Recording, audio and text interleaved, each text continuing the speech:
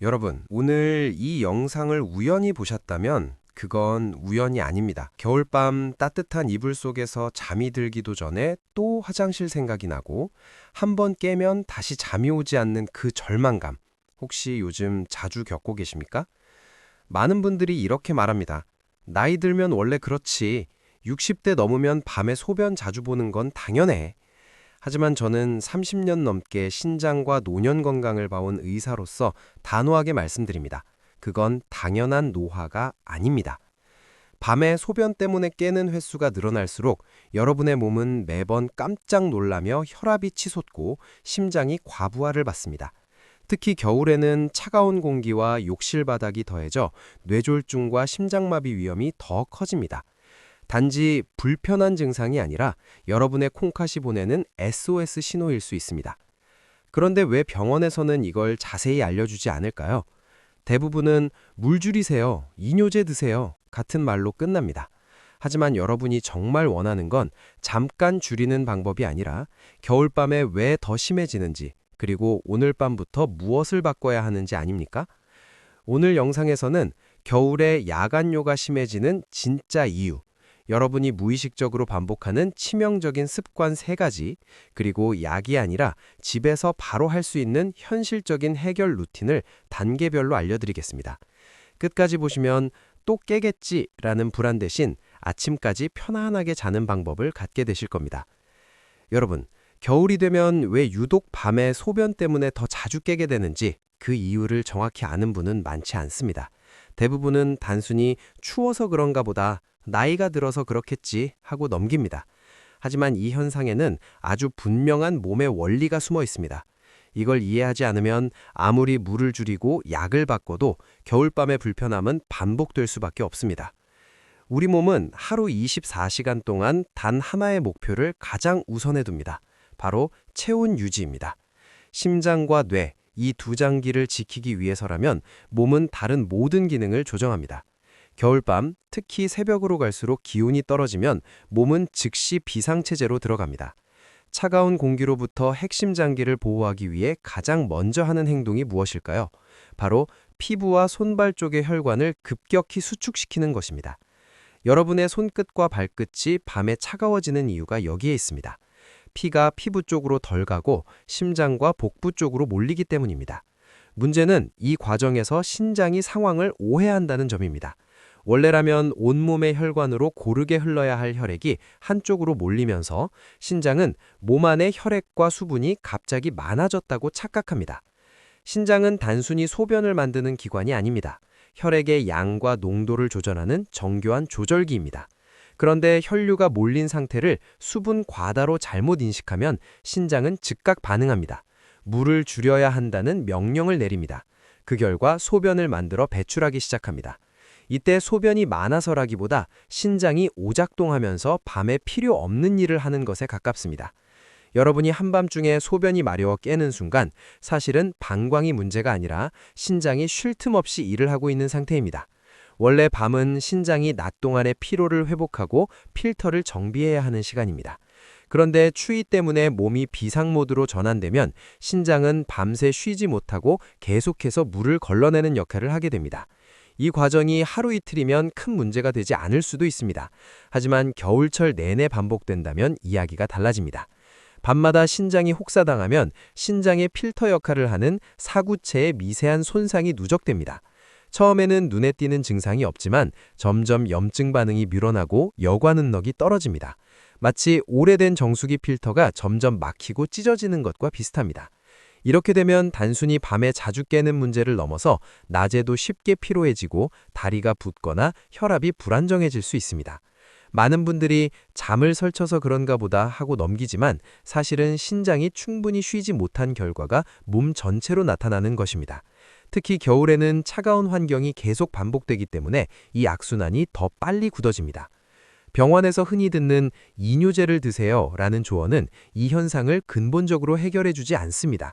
이뇨제는 일시적으로 소변을 더 보게 만들어 불편함을 줄이는 것처럼 느껴질 수 있지만 이미 추위로 예민해진 신장에게는 또 다른 부담이 될 수 있습니다.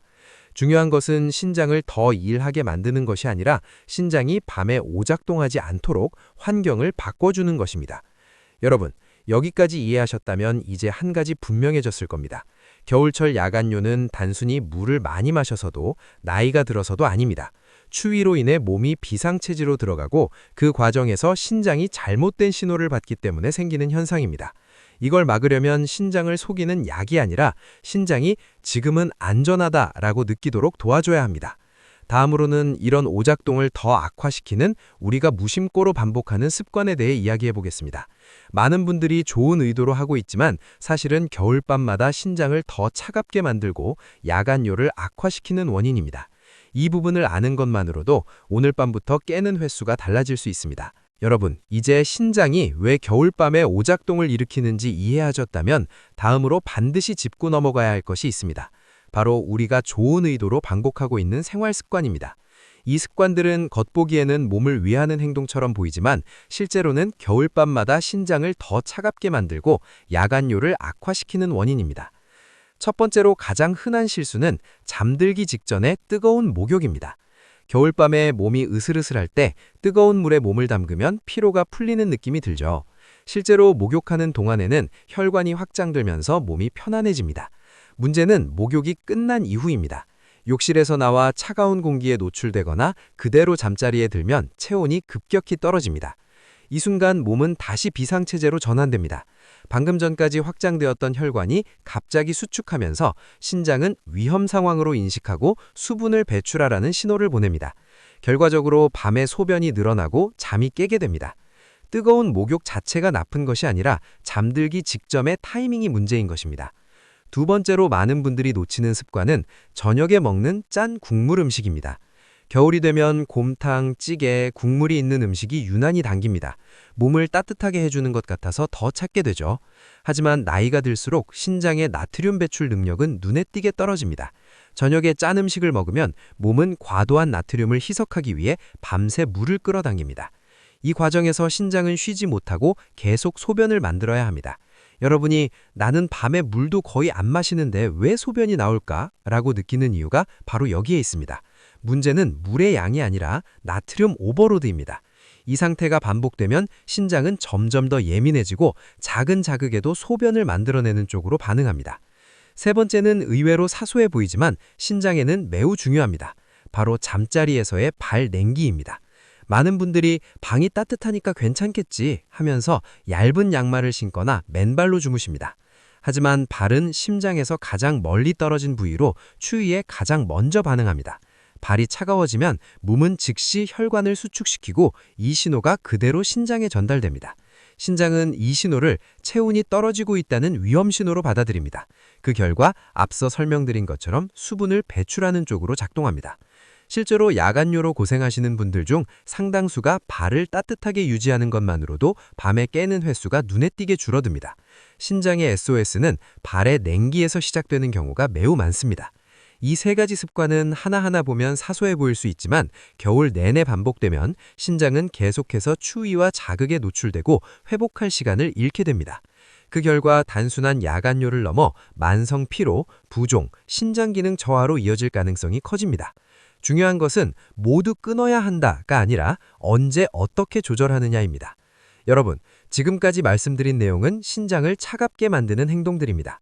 그렇다면 이제 반대로 신장을 따뜻하게 보호해주는 방법이 필요합니다.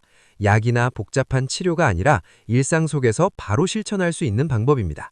다음 부분에서는 병원에서는 잘 알려주지 않는 신장을 안심시키고 밤에 쉬게 만드는 핵심 원리와 그 이유를 자세히 말씀드리겠습니다. 여러분, 이제 신장이 왜 겨울밤에 오작동을 일으키는지 이해하셨다면 다음으로 반드시 짚고 넘어가야 할 것이 있습니다.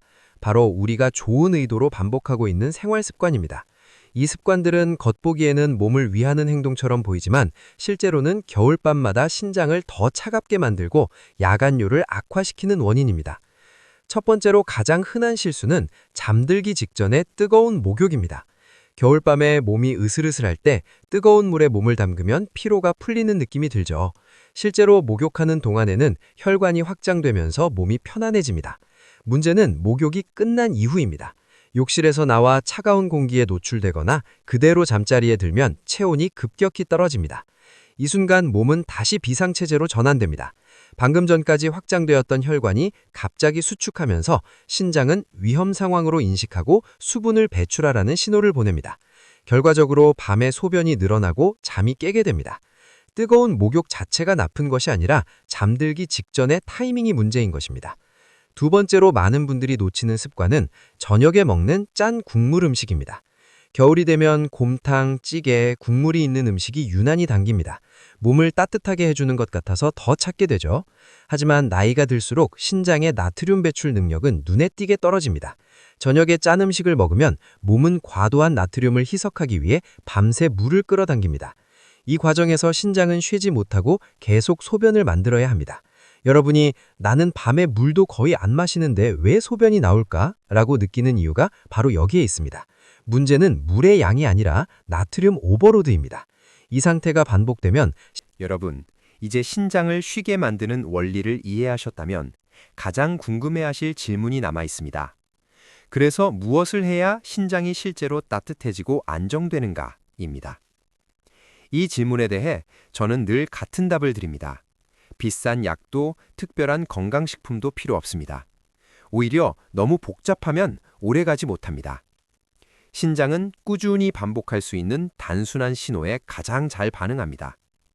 제가 수십 년 동안 겨울철 야간요로 고생하던 어르신들께 공통적으로 권해온 것이 있습니다. 바로 저녁에 신장에 부담을 주지 않으면서 은은한 따뜻함을 전달하는 식재료입니다. 이 식재료의 조건은 세 가지를 모두 충족해야 합니다. 첫째, 소화를 방해하지 않을 것. 둘째, 당분과 자극이 강하지 않을 것. 셋째, 몸속 깊은 곳까지 서서히 온기를 전달할 것. 이 기준에 가장 잘 맞는 것이 바로 무입니다. 너무 흔해서 실망하신 분도 계실 겁니다. 하지만 바로 그 흔함이 핵심입니다. 매일 구할 수 있고 부담 없이 먹을 수 있어야 신장은 그 신호를 안정으로 받아들입니다. 무는 성질이 차갑지 않고 익혀 먹었을 때 몸을 은근히 덮이는 특징이 있습니다. 특히 겨울무는 땅속에서 추위를 견디며 자라기 때문에 내부에 안정적인 에너지를 품고 있습니다. 무가 신장에 도움이 되는 첫 번째 이유는 소화를 돕는 효소입니다. 무의 풍부한 디아스타아제 성분은 장을 편안하게 만들어줍니다. 장이 편안해지면 밤에 신장이 처리해야 할 독소의 양이 줄어듭니다. 많은 분들이 야간요와 소화를 별개의 문제로 생각하지만 실제로는 밀접하게 연결되어 있습니다. 장이 무거우면 신장은 더 많은 일을 하게 됩니다. 두 번째 이유는 당분 부담이 적다는 점입니다. 과일이나 일부 뿌리채소는 몸에 좋다고 알려져 있지만 저녁에 섭취하면 오히려 혈당과 인슐린 반응을 자극해 신장을 긴장시키는 경우가 많습니다. 무는 그런 부담이 거의 없습니다. 그래서 저녁에 먹어도 신장이 다시 각성하지 않고 휴식 모드를 유지할 수 있습니다. 세 번째로 중요한 점은 은은한 보온 효과입니다. 무를 국이나 익힌 형태로 섭취하면 복부와 하초 부위가 서서히 따뜻해집니다. 이 따뜻함은 겉으로 확 느껴지지 않을 수도 있습니다. 하지만 신장은 이 미세한 온도 변화를 정확히 감지합니다. 이제 추위 비상 상태가 아니다 라는 신호를 받으면 밤에 소변을 만들어내던 명령을 자연스럽게 줄이게 됩니다. 여기서 중요한 것은 무를 한 번 먹고 즉각적인 기적을 기대하지 않는 것입니다. 신장은 수십 년간 쌓인 습관의 결과로 지금의 상태에 이르렀습니다. 하지만 좋은 소식은 신장은 회복 신호에도 매우 빠르게 반응한다는 점입니다. 실제로 많은 어르신들이 3일에서 일주일 사이에 밤에 깨는 횟수가 줄어드는 변화를 경험합니다. 여러분, 이제 무가 왜 겨울철 신장을 겨울이불이라 불리는지 감이 오실 겁니다. 다음으로는 이 무를 언제 어떻게 먹어야 가장 효과적으로 신장에 전달되는지, 그리고 잘못 먹었을 때 오히려 효과가 떨어질 수 있는 주의점에 대해 구체적으로 말씀드리겠습니다. 이 부분이 실제 결과를 좌우합니다. 여러분, 이제 무가 왜 겨울철 신장을 보호하는 데 핵심적인 역할을 하는지 이해하셨을 겁니다. 하지만 여기서 가장 중요한 질문이 남아 있습니다. 무를 어떻게 먹느냐에 따라 효과는 완전히 달라진다는 사실입니다. 같은 무라도 시간과 방법을 잘못 선택하면 기대했던 변화가 나타나지 않을 수 있습니다. 제가 현장에서 가장 먼저 강조하는 것은 저녁 시간대입니다. 신장은 밤이 되면 휴식 모드로 들어가야 합니다. 따라서 무는 아침이나 낮에 먹는 것보다 저녁 식사 시간에 맞춰 섭취하는 것이 가장 효과적입니다. 늦은 밤이 아니라 잠자리에 들기 2~3시간 전이 이상적입니다. 이 시간대에 무의 따뜻한 성질이 몸에 전달되면 신장은 밤 동안 안정된 상태를 유지하기가 훨씬 쉬워집니다. 물을 먹는 형태도 중요합니다. 날 물을 많이 먹으면 속이 차가워지거나 가스가 차는 분들도 계십니다. 특히 위장이 약한 어르신들에게는 부담이 될 수 있습니다. 그래서 저는 익힌 무를 권합니다. 맑게 끓인 뭇국이나 기름을 많이 쓰지 않고 살짝 익힌 형태가 가장 좋습니다. 이렇게 하면 무의 소화 요소와 따뜻한 성질이 그대로 살아있으면서 위장 부담은 최소화됩니다. 또 하나 반드시 지켜야 할 원칙은 간을 아주 약하게 하는 것입니다. 짠맛이 강해지면 무의 장점이 상쇄됩니다. 신장은 나트륨에 매우 민감하기 때문에 저녁에 짠 국물은 오히려 밤새 신장을 일하게 만듭니다. 그래서 소금 대신 소량의 새우젓이나 아예 간을 거의 하지 않는 방식이 좋습니다. 맛있게 보다는 편안하게를 기준으로 삼으셔야 합니다. 양도 중요합니다. 많이 먹는다고 효과가 커지지 않습니다. 오히려 과하면 소화에 부담을 줄 수 있습니다. 한 끼에 작은 국그릇 한 그릇 정도면 충분합니다. 이 정도 양이면 신장에 필요한 신호를 보내기에 충분하고 밤에 부담도 되지 않습니다. 꾸준히 반복할 수 있는 양이 가장 좋은 양입니다. 여러분, 여기서 한 가지 더 짚고 넘어가야 할 점이 있습니다. 무를 먹는 것만으로 모든 문제가 해결되지는 않는다는 사실입니다. 무는 신장을 따뜻하게 만드는 도와주는 역할을 합니다. 하지만 앞에서 말씀드린 차가운 습관들, 예를 들어 늦은 시간에 짠 음식, 발 냉기, 잠자리 직전에 뜨거운 목욕 등을 그대로 유지한다면 효과는 반감됩니다. 신장은 상반된 신호를 받으면 혼란스러워합니다. 그래서 저는 늘 이렇게 말씀드립니다. 무는 신장의 회복을 여는 열쇠이지 모든 것을 대신해주는 마법은 아니라고요. 하지만 이 열쇠 하나만 제대로 사용해도 신장이 밤에 쉬지 못하던 악순환을 끊는 데 큰 도움이 됩니다. 실제로 많은 분들이 이 방법을 일주일만 실천하고도 밤에 깨는 횟수가 줄어들었다, 아침에 몸이 덜 무겁다고 말씀하십니다. 다음으로는 이 방법을 꾸준히 실천했을 때 몸에서 어떤 변화가 먼저 나타나는지, 그리고 그것을 어떻게 확인해야 하는지에 대해 말씀드리겠습니다. 변화의 신호를 알아야 여러분도 스스로 확신을 가지고 계속 이어갈 수 있습니다. 여러분, 이제 무를 저녁에 올바르게 섭취했을 때 신장이 어떻게 반응하는지 살펴볼 차례입니다. 많은 분들이 정말 효과가 있는지 어떻게 알 수 있느냐고 묻습니다. 신장은 말을 하지 못하지만 대신 아주 분명한 신호를 단계적으로 보냅니다. 이 신호를 알아차릴 수 있어야 여러분도 불안하지 않고 꾸준히 실천할 수 있습니다.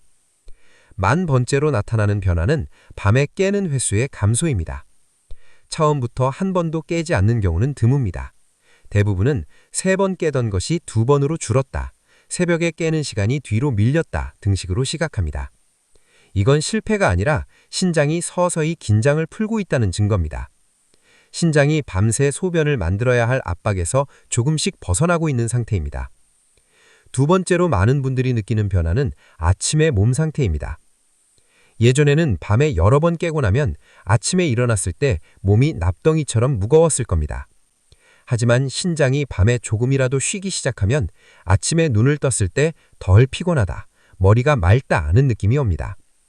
이것은 단순히 잠을 더 잔 기분이 아니라 밤사이 신장이 회복 작업을 했다는 신호입니다. 세 번째 변화는 소변의 양과 느낌입니다. 야간에 소변을 보고 나왔을 때 예전에는 시원하지 않고 찝찝한 느낌이 남은 경우가 많았을 겁니다. 신장이 급하게 만들어낸 소변이기 때문입니다. 하지만 상태가 좋아지면 소변을 보고 나왔을 때 몸이 한결 편안해졌다는 느낌을 받게 됩니다. 소변 횟수뿐만 아니라 질 자체가 달라지는 것입니다. 이 시점에서 중요한 것은 조급해하지 않는 태도입니다. 신장은 하루 이틀 만에 완전히 달라지는 기관이 아닙니다. 하지만 반대로 올바른 신호를 받기 시작하면 생각보다 빠르게 반응합니다. 제가 만나본 많은 어르신들 중 상당수가 3일에서 일주일 사이에 첫 변화를 느꼈습니다. 그 이후에는 변화의 속도가 아니라 안정감이 쌓이는 단계로 들어갑니다. 여기서 꼭 경계해야 할 것이 하나 있습니다. 이제 좀 좋아진 것 같으니 오늘은 괜찮겠지 하고 다시 예전 습관으로 돌아가는 것입니다. 신장은 아직 완전히 회복된 상태가 아닙니다. 막 얼음이 녹기 시작한 상태라고 생각하시면 됩니다. 이때 다시 차가운 바람을 쐬면 신장은 금세 다시 긴장하게 됩니다. 그래서 변화가 느껴질수록 더 조심해야 합니다. 여러분, 지금까지 말씀드린 변화들은 특별한 검사 없이도 스스로 확인할 수 있는 것들입니다. 밤에 깨는 횟수, 아침의 몸 상태, 소견 후의 느낌. 이 세 가지만 잘 관찰하셔도 여러분의 신장이 어떻게 반응하고 있는지 충분히 알 수 있습니다. 이것이 바로 병원에 가지 않고도 신장의 상태를 읽는 방법입니다. 다음으로는 실제로 이 방법을 꾸준히 실천해서 삶의 리듬 자체가 바뀐 한 분의 이야기를 들려드릴 테니 이 이야기를 통해 여러분도 나도 할 수 있겠다는 확신을 가지게 되실 겁니다. 여러분, 이제 실제로 이 방법을 꾸준히 실천하며 삶이 어떻게 달라졌는지 한 분의 이야기를 통해 구체적으로 느껴보셔야 할 차례입니다. 이 이야기는 특별한 사람이 아니라 여러분과 똑같이 겨울밤을 두려워해온 평범한 어르신의 이야기입니다. 충청북도 제천에 사시는 72세 김모 어르신 이야기입니다. 이분은 겨울만 되면 밤이 오기 전부터 마음이 무거웠다고 합니다. 오늘은 몇 번이나 깨게 될까? 또 새벽에 미끄러지지는 않을까 하는 걱정이 먼저 들었다고 합니다. 실제로 겨울철에는 평균적으로 하룻밤에 4번 이상 화장실에 가셨습니다. 잠을 자는 게 아니라 잠깐 눈을 붙였다가 깨는 생활의 반복이었습니다. 이런 생활이 몇 해 이어지자 몸뿐만 아니라 마음도 무너졌습니다. 낮에는 졸리고 기운이 없어서 외출도 줄었습니다. 무엇보다 스스로를 이렇게 생각하게 되었다고 합니다. 이제 나는 늙어서 여러분, 이제 가장 많이 받는 질문에 대해 솔직하게 말씀드릴 시간입니다. 이렇게 관리하면 언제까지 해야 합니까? 평생 계속해야 하는 겁니까? 이 질문에는 희망적인 답과 동시에 현실적인 답이 함께 들어 있습니다. 먼저 분명히 말씀드립니다. 평생 고생해야 한다는 뜻은 아닙니다. 하지만 다시 예전으로 완전히 돌아가도 괜찮다는 의미도 아닙니다. 신장은 기억력이 있는 기관입니다. 한번 혹사당한 경험을 오래 기억합니다. 그래서 우리가 해야 할 일은 평생 고통을 견디는 것이 아니라 평생 무리하지 않게 사는 구조를 만드는 것입니다. 대부분의 어르신들은 처음 2주에서 4주 정도만 제대로 관리해도 야간에 깨는 횟수와 수면의 질이 눈에 띄게 좋아집니다. 이 시기가 바로 회복의 1단계입니다. 이때 신장은 이제 밤에 쉬어도 되는구나 라고 학습하기 시작합니다. 이 단계에서 가장 중요한 것은 절대 조급해하지 않는 것입니다. 좋아졌다고 바로 방심하면 신장은 다시 긴장 상태로 돌아갑니다. 그 다음이 안정화 단계입니다. 보통 한 달에서 2달 사이에 들어옵니다. 이때부터는 매일 물을 챙겨 먹지 않아도 됩니다. 일주일에 2~3번 정도만 유지해도 신장에 큰 부담을 받지 않습니다. 중요한 것은 음식 그 자체보다 신장을 차갑게 만들지 않는 생활 패턴을 유지하는 것입니다. 저녁에 짠 음식, 과도한 수분, 갑작스러운 체온 저하만 피하셔도 상태는 크게 흔들리지 않습니다. 그리고 마지막이 유지 단계입니다. 이 단계에서는 신장을 치료 대상으로 보기보다 관리 대상으로 생각하셔야 합니다. 마치 혈압이나 관절처럼 평생 조심해야 할 부분이 된 것입니다. 그렇다고 매일 불안해할 필요는 없습니다. 오히려 반대입니다. 몸의 신호를 읽을 수 있게 되었기 때문에 예전보다 훨씬 편안해집니다. 여기서 꼭 기억하셔야 할 기준이 하나 있습니다. 다시 밤에 2번 이상 깨기 시작한다. 이 신호가 보이면 관리 강도를 다시 높여야 합니다. 물을 다시 자주 드시고 저녁 식습관을 더 엄격하게 조정해야 합니다. 이건 실패가 아니라 신장이 보내는 정직한 알림입니다. 이 신호를 초기에 잡으면 병원 갈 일로 이어지지 않습니다. 반대로 밤에 거의 깨지 않고 아침에 몸이 가볍다면 지금 하고 계신 방식이 맞다는 뜻입니다. 이때는 불안해하지 마시고 지금의 균형을 유지하는 것에 집중하시면 됩니다. 건강관리는 더 많이 하는 사람이 이기는 게 아니라 오래 유지하는 사람이 이깁니다. 여러분께 한 가지 더 현실적인 조언을 드리겠습니다. 신장 관리는 혼자 할수록 어렵습니다. 가능하다면 배우자와 함께 혹은 가족에게 지금 하고 계신 방법을 공유하십시오. 같이 식사하고 같이 조심하면 훨씬 오래 유지할 수 있습니다. 실제로 회복이 오래 유지된 분들의 공통점은 혼자가 아니라 생활 전체가 바뀌었다는 점입니다. 여러분, 신장은 여러분을 괴롭히려고 밤에 소변을 만들지 않습니다. 살기 위해, 여러분을 지키기 위해 보내는 신호입니다. 그 신호를 무시하지 않고 지금처럼 이해하고 대응하신다면 앞으로의 겨울은 이전과 전혀 다르게 지나가게 될 것입니다. 이제 마지막으로 절대 놓치면 안 되는 경고 신호와 병원에 가야 하는 기준을 정리해 드리겠습니다. 이 부분은 꼭 기억하셔야 합니다. 여러분, 지금부터 말씀드리는 내용은 절대로 가볍게 넘기시면 안 됩니다. 아무리 좋은 식습관과 관리 방법을 실천하고 있어도 이 신호들만큼은 즉시 병원으로 가셔야 합니다. 이건 공포를 주기 위함이 아니라 생명을 지키기 위한 최소한의 기준입니다. 첫 번째 경고 신호는 밤에 소변 때문에 3번 이상 깨는 상태가 갑자기 지속될 때입니다. 단 하루 이틀이 아니라 일주일 이상 계속된다면 신장의 농축 기능이 눈에 띄게 떨어지고 있다는 뜻입니다. 특히 예전보다 횟수가 늘어났다면 단순한 생활 문제로 넘기지 마십시오. 2단계에서 병원을 찾으면 큰 치료 없이도 충분히 조절할 수 있습니다. 두 번째는 아침에 일어났을 때 발목이나 종아리에 깊은 자국이 남는 경우입니다. 낙마를 벗었는데 자국이 오래 남아있거나 손으로 눌렀을 때 들어간 자국이 바로 돌아오지 않는다면 몸에 수분이 쌓이고 있다는 신호입니다. 신장이 제 역할을 못하고 있다는 뜻입니다. 이 신호는 많은 분들이 살이 쪄서 그렇다고 착각하지만 매우 위험한 오해입니다. 세 번째 경고 신호는 소변이 거품이 생기고 30초 이상 사라지지 않는 경우입니다. 일시적인 거품은 괜찮지만 매일 반복된다면 이야기가 달라집니다. 이는 단백질이 소변으로 새고 있다는 가능성을 의미합니다.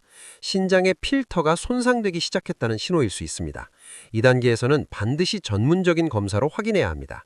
네 번째는 설명되지 않는 극심한 피로가 2, 3주 이상 지속될 때입니다. 잠을 충분히 자도 회복되지 않고 몸이 계속 무겁다면 단순한 노화가 아닙니다. 신장은 피를 정화하는 기관이기 때문에 기능이 떨어지면 온몸에 피로 물질이 쌓입니다. 이 상태를 방치하면 다른 장기까지 영향을 받게 됩니다. 다섯 번째이자 가장 위험한 신호는 소변색이 붉거나 갈색 혹은 콜라색으로 변하는 경우입니다. 이건 기다릴 문제가 아닙니다. 지금 당장 병원을 찾으셔야 합니다. 출혈이나 심각한 신장 손상의 가능성을 배제할 수 없습니다. 이 신호를 무시하면 회복 가능한 시기를 놓칠 수 있습니다. 여러분, 중요한 것은 이 신호들이 관리 방법이 실패했다는 뜻이 아니라는 점입니다. 오히려 신장이 마지막으로 보내는 구조 요청일 수 있습니다. 이때 병원을 찾으면 투석 같은 극단적인 상황을 막을 수 있는 경우가 많습니다. 가장 안 좋은 선택은 조금 더 지켜보자는 생각입니다. 반대로 지금까지 말씀드린 경고 신호가 하나도 없고 밤에 깨는 횟수가 줄고 아침에 몸이 가볍다면 여러분은 올바른 방향으로 가고 계신 겁니다. 이때는 불안해하지 마시고 지금의 균형을 유지하는 것에 집중하시면 됩니다. 건강관리는 더 많이 하는 사람이 이기는 게 아니라 오래 유지하는 사람이 이깁니다. 여러분, 지금까지 긴 이야기를 들으셨습니다. 이제 복잡한 설명은 모두 내려놓고 반드시 기억해야 할 핵심만 정리해드리겠습니다. 이 정리만 머릿속에 남아있어도 여러분의 신장은 훨씬 편안해질 수 있습니다. 첫째, 밤에 자주 깨는 것은 노화가 아닙니다. 겨울철에 유독 심해지는 야간요는 신장이 추위와 생활 습관 때문에 과도하게 일하고 있다는 신호입니다. 나이 들어 그렇다고 넘기는 순간 신장은 더 큰 소리로 구조 요청을 보냅니다. 깨는 횟수가 늘어날수록 몸 전체의 회복력은 떨어집니다. 둘째, 신장은 차가움을 가장 싫어합니다. 저녁 늦은 시간에 짠 음식, 갑작스러운 체온 저하, 차가운 공기 노출 모두 신장을 긴장시키는 요인입니다. 신장이 긴장하면 밤새 소변을 만들며 쉬지 못합니다. 반대로 신장을 따뜻하게 해주면 밤에 조용히 쉬기 시작합니다. 셋째, 무는 약이 아니라 환경입니다. 무 하나로 병이 낫는다는 이야기가 아닙니다. 무는 신장이 쉬기 좋은 환경을 만들어주는 역할을 합니다. 장을 편안하게 하고 몸의 내부 온도를 안정시키며 밤에 신장이 과도하게 일하지 않도록 돕습니다. 그래서 효과가 빠르면서도 부담이 적습니다. 넷째, 변화는 단계적으로 옵니다. 처음부터 완벽을 기대하지 마십시오. 3번 깨던 밤이 2번으로 줄고 2번이 1번으로 주는 과정 자체가 회복입니다. 아침에 몸이 덜 무겁고 다시 잠들기 쉬워졌다면 신장은 이미 반응하고 있는 중입니다. 다섯째, 이상 신호는 절대 참지 마십시오. 소변 거품이 오래 지속되거나 붓기, 극심한 피로, 소변 색변화가 나타나면 즉시 병원에 찾으셔야 합니다. 관리와 치료는 경쟁 관계가 아닙니다. 관리로 지킬 수 있는 선이 있고 그 선을 넘으면 치료가 필요합니다. 현명한 선택은 빠른 대응입니다. 여러분, 신장은 한 번 완전히 망가지면 되돌리기 어렵습니다. 하지만 지금처럼 신호를 알아차리고 대응하면 충분히 속도를 늦추고 삶의 질을 지킬 수 있습니다. 밤에 편안히 자는 것은 사소한 문제가 아닙니다. 그것은 혈압을 지키고 심장을 보호하고 뇌를 지키는 생명 연장의 기본 조건입니다. 마지막으로 이 말을 꼭 전하고 싶습니다. 여러분의 몸은 이미 충분히 신호를 보내고 있습니다. 이제 그 신호를 무시하지 않고 이해하고 행동으로 옮기셨다면 여러분은 이미 건강을 선택한 사람입니다. 오늘 밤 잠자리에 들기 전에 한 가지만 기억하십시오. 신장을 괴롭히던 식습관 하나를 멈추고 신장을 편안하게 하는 행동 하나를 선택하는 것. 그 작은 선택이 앞으로의 겨울을 완전히 바꿀 수 있습니다. 여러분, 이제 정말 마지막으로 실천을 굳히는 시간입니다. 지금 이 순간이 가장 중요합니다. 왜냐하면 사람의 몸은 정보를 들었을 때가 아니라 결심했을 때부터 달라지기 때문입니다. 많은 분들이 이렇게 생각합니다. 알긴 알겠는데 내일부터 하지 뭐. 하지만 신장은 내일을 모릅니다. 오늘 밤도 지금 이 순간에도 쉬지 않고 일하고 있습니다. 그래서 변화는 거창한 계획이 아니라 오늘 밤 하나의 행동에서 시작돼야 합니다. 지금부터 아주 현실적인 기준을 하나 제시해드리겠습니다. 오늘 밤 딱 3가지만 지키십시오. 첫 번째, 잠자리에 들기 전 발과 발목을 반드시 따뜻하게 하십시오. 두꺼운 수면 양말이 없다면 평소 양말이라도 2겹으로 신으십시오. 발은 신장에서 가장 멀리 떨어져 있으면서 신장 긴장을 가장 빨리 유발하는 부위입니다. 발이 따뜻하면 신장은 비상 상황이 아니다라고 인식합니다. 두 번째, 저녁에 짠 국물과 과도한 음식은 멀리 하십시오. 이미 저녁을 드셨다면 후회하지 마십시오. 대신 오늘은 물을 소량씩 나누어 드시고 더 이상의 자극을 주지 않는 것이 중요합니다. 신장은 밤에 조용히 쉬어야 합니다. 지금이라도 부담을 줄여주면 그만큼 반응합니다. 세 번째, 오늘 밤 깨더라도 스스로를 탓하지 마십시오. 또 깼네, 역시 소용없어 라는 생각이 가장 해롭습니다. 신장은 긴장을 느끼는 기관입니다. 불안과 초조는 곧바로 신장의 부담을 이어집니다. 깨더라도 괜찮다, 지금은 과정이다 라고 스스로에게 말씀 주십시오. 여러분, 변화는 이렇게 시작됩니다. 오늘 밤 한 번 덜 깨는 것, 혹은 깨더라도 다시 잠드는 시간이 조금 빨라지는 것. 이 작은 차이가 내일 아침의 몸 상태를 바꾸고 그 내일이 쌓여서 한 달 뒤의 삶을 바꿉니다. 제가 진료실에서 수없이 봐온 장면이 있습니다. 같은 설명을 듣고도 어떤 분은 그래도 해보자 하고 실천했고 어떤 분은 나는 이미 늦었어 하며 포기했습니다. 결과는 분명히 달랐습니다. 나이가 결과를 가르지 않았습니다. 태도가 결과를 갈랐습니다. 여러분은 지금 여기까지 오셨습니다. 이 긴 이야기를 끝까지 들으셨다는 것 자체가 이미 여러분이 자신의 건강을 포기하지 않았다는 증거입니다. 오늘 밤 신장을 괴롭히던 식습관 하나를 멈추고 신장을 편안하게 하는 행동. 여러분, 오늘 우리는 콩팥이 보내는 아주 조용하지만 분명한 신호들을 함께 살펴보았습니다. 밤에 자주 깨는 이유, 무심코 반복해온 습관들, 그리고 조금만 바꾸면 지킬 수 있었던 건강의 경계선 말입니다. 콩팥은 아프다고 말하지 않습니다. 대신 생활 속 작은 변화로 우리에게 신호를 보냅니다. 그 신호를 오늘 여러분은 분명히 이해하셨을 것입니다. 이제 중요한 것은 기억이 아니라 실천입니다. 오늘 밤부터 단 한 가지만이라도 바꿔보십시오. 그 작은 선택이 앞으로의 10년, 20년을 지켜줄 수 있습니다. 이 내용이 도움이 되셨다면 좋아요로 의지를 남겨주시고 사랑하는 가족과 꼭 공유해주세요. 이 정보 하나가 누군가의 콩팥을 지킬 수 있습니다.